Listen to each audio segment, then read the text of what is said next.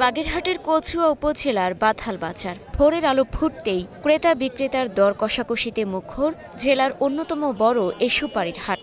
পাইকারদের হাত ঘুরে এখানকার সুপারি যাচ্ছে দেশের বিভিন্ন জায়গায়।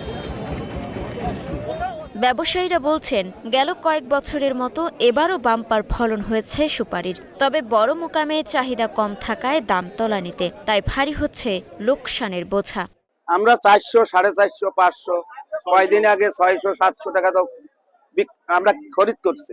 আমাদের সুপারি বিভিন্ন অঞ্চলে যায়, রংপুর, দিনাজপুর, গাইবান্ধা, টটিবাড়ি, ঢাকা, চিটাং, খুলনা, যশোর, বিভিন্ন অঞ্চলে সুপারি যায়। রংপুরে বিভিন্ন জায়গায় সুপারি চালান দিয়ে থাকে এবং ওখান থেকে অনেক আড়তদার আমাদের আসে মাল কিনে নেয়। খুচরা মাল কিনে তাদের বস্তা ভরে দিয়ে দিই। বর্তমানে বাজার আছে 200 থেকে উপরে, হাই রেট 500। এর খোলে আর কি চলতি বাজার চলে 300, 250, 350, 400 এরকম চলে। বাথাল বাজারের এই সুপারির ব্যবসা ঘিরে কর্মসংস্থান হয়েছে 5 শতাধিক শ্রমিকের। দিনে 1 থেকে 3 হাজার টাকা পর্যন্ত আয় হয় তাদের। তবে এবার সুপারির দাম কম থাকায় টান পড়েছে জীবিকায়।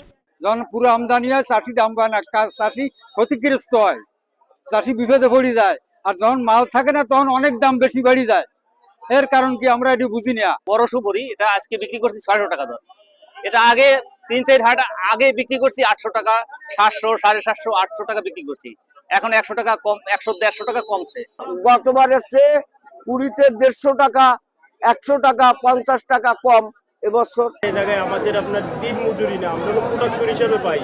যেরকম যত বস্তা হবে তত আমাদের প্রোডাকশন বেশি হবে। এমন দিন দেখা যায় আমরা 2500, 2000, গত হাটে পাইছি আপনার 3300 টাকা। ইজারাদার জানান, এই বাজারে চাষিদের কাছ থেকে নেওয়া হয় না খাজনা।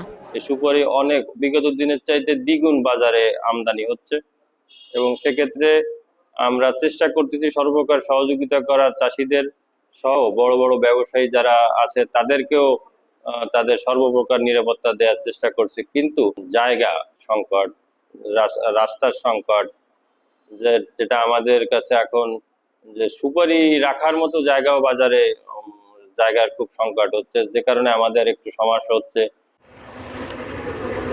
কৃষি বিভাগ জানায়, মাটি ও আবহাওয়া সুপারি চাষের জন্য অনুকূল হলেও নিয়মিত পরিচর্যার অভাবে মিলছে না কাঙ্ক্ষিত সুফল। কচুয়া উপজেলাতে সবচেয়ে বেশি সুপারির আবাদ হয় এবং এই সুপারিগুলো সাধারণত গুণে এবং মানে বেশ উন্নত।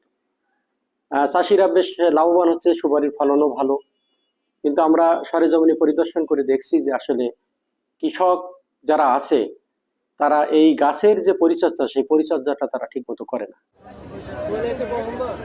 সপ্তাহে 2 দিন রোববার ও বৃহস্পতিবার কোটি টাকার বেচাকেনা হয় এই হাটে।